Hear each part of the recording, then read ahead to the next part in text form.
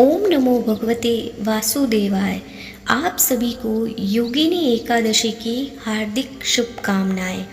आज आषाढ़ मास के कृष्ण पक्ष की योगिनी एकादशी है।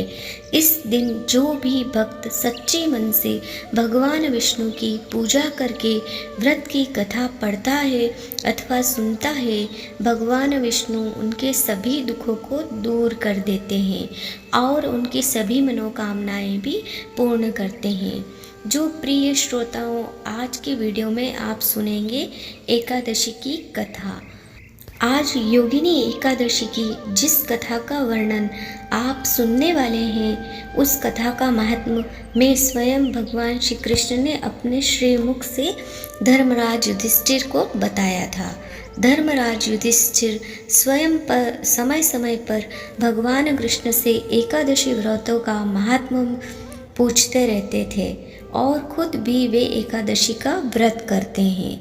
एकादशी के पूर्ण प्रभाव से ही धर्मराज युधिष्ठिर को अंत में स्वर्गलोक की प्राप्ति हुई थी।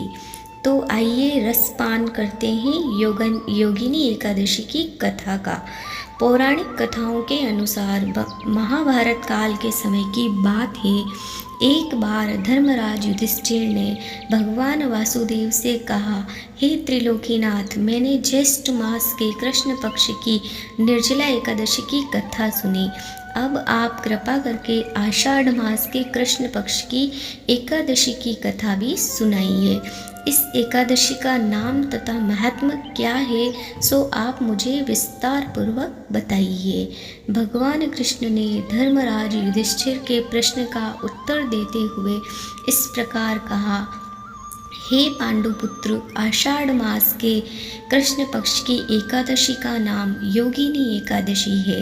इस दिन व्रत रखने से सभी पाप नष्ट हो जाते हैं और इतना ही नहीं, धर्मराज, यह व्रत इस लोक में भोग तथा परलोक में मुक्ति देने वाला है। हे धर्मराज, यह एकादशी तीनों लोकों में प्रसिद्ध है। इस दिन व्रत रखने से सभी पाप नष्ट हो जाते हैं। धर्मराज, अब मैं तुम्हें पुराणों में वर्णित योगिनी एकादशी की कथा सुनाता हूँ। ध्यान पूर्वक श्रवण करो। कुबेर नाम के एक राजा अलकापुरी नाम की नगरी में राज्य करते थे। वह बहुत शिव भक्त थे। उनका हेममाली नाम का एक यक्ष सेवक था जो पूजा के लिए फूल लाया करता था। हेममाली की विशालाक्षी नाम की अति सुंदर पत्नी थी। एक दिन वह मानसरोवर से पुष्प लेकर आया, किंतु कामासक्त होने के कारण पुष्पों को रखकर अपनी पत्नी के साथ रमण करने लगा। इस भोग विलास में समय बीता और सुबह से दोपहर हो गई। उधर हेममाली की राह देखते देखते जब राजा कुबेर को दोपहर हो गई तो उनका क्रोध भी बढ़ गया। उसने अपने सेवकों को आज्ञा दी कि जाकर तुम लोग पता लगाओ कि हेममाली अभी तक पुष्प लेकर क्यों नहीं आया। सेवक पता लगाकर वापस आए और राजा को बताया कि राजन, वह हेममाली तो अपनी पत्नी के साथ रमण कर रहा है। इस बात को सुनकर राजा कुबेर ने हेममाली को बुलाने की आज्ञा दी। डर से कांपता हुआ हेममाली राजा के सामने उपस्थित था। उसे देखकर कुबेर को बहुत क्रोध आया और उसके क्रोध के मारे होठ फड़फड़ाने लगे। क्रोधित हुए राजा ने कहा, अरे अधम, तूने मेरे परम पूजनीय देवों के भी देव भगवान शिव का अपमान किया है। मैं तुझे श्राप देता हूँ कि तू पत्नी के वियोग में तड़पेगा, साथ ही मृत्यु लोक में जाकर कोढ़ी का जीवन व्यतीत करेगा। कुबेर के श्राप से वह तत्क्षण स्वर्ग से पृथ्वी लोक पर आ गिरा और कोढ़ी हो गया, साथ ही अपनी पत्नी से भी बिछुड़ गया।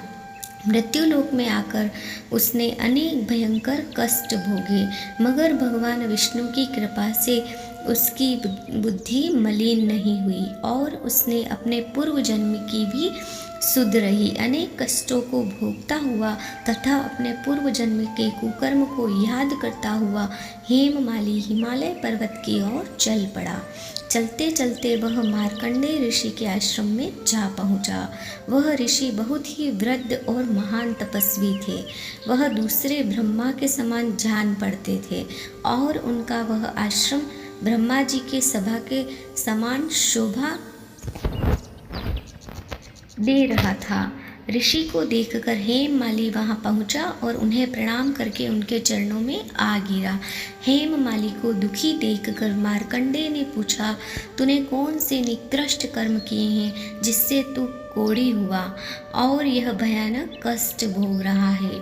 महर्षि की बात सुनकर हेममाली ने अपनी व्यथा महर्षि को बतानी शुरू कर दी और कहने लगा, हे मुनि श्रेष्ठ, मैं राजा कुबेर का अनुचर था। मेरा नाम हेममाली है। मैं रोजाना मानसरोवर से फूल लाकर भगवान शिव की पूजा के समय कुबेर को दिया करता था, मगर एक दिन पत्नी के सुख में फंस जाने की वजह से मुझे समय का ज्ञान ही नहीं रहा और दोपहर तक मैं वह फूल कुबेर तक नहीं पहुंचा पाया। तब राजा कुबेर ने मुझे श्राप दे डाला कि तू अपनी पत्नी का वियोग झेले और मृत्युलोक में जाकर कोढ़ी बनकर दुख भोगे। हे महर्षि, इसी वजह से मैं कोढ़ी हो गया हूँ तथा पृथ्वी पर आकर इस भयंकर कष्ट को भोग रहा हूँ। हे मुनिवर, अब आप ही कृपा करके कोई ऐसा उपाय बताइए जिससे मुझे इस रोग से मुक्ति हो सके। मार्कंडेय ऋषि ने हेममाली की दशा देखकर उससे कहा, हे माली, तूने मेरे सन्मुख सत्य वचन कहे हैं, इसीलिए मैं तेरे उद्धार के लिए एक व्रत बताता हूँ। तू अगर आषाढ़ मास के कृष्ण पक्ष की योगिनी नामक एकादशी का विधान पूर्वक व्रत करेगा तो तेरे सभी पाप नष्ट हो जाएंगे और तुझे इस रोग से भी मुक्ति मिल जाएगी। महर्षि के वचन सुनकर हेममाली अत्यंत प्रसन्न हुआ। उसने मुनि का धन्यवाद करते हुए उन्हें प्रणाम किया और उनके वचनों के अनुसार योगिनी एकादशी का व्रत विधि विधान से किया। इस व्रत के प्रभाव से उसने अपने स्वरूप में वह वापस आ गया और अपनी पत्नी के साथ सुखपूर्वक रहने लगा। इस प्रकार योगिनी एकादशी का महात्म्य में बताकर भगवान श्री कृष्ण धर्मराज से कहते हैं, हे धर्मराज, इस योगिनी एकादशी की कथा का फल 88,000 ब्राह्मणों को भोजन कराने के बराबर है। इस दिन व्रत रखने से सभी पाप नष्ट हो जाते हैं, साथ ही मोक्ष प्राप्त करके भक्त स्वर्ग का अधिकारी हो जाता है। तो मित्रों, यह थी एकादशी व्रत की कथा। प्रेम से बोलिए श्री लक्ष्मी नारायण भगवान की जय। माता लक्ष्मी की जय।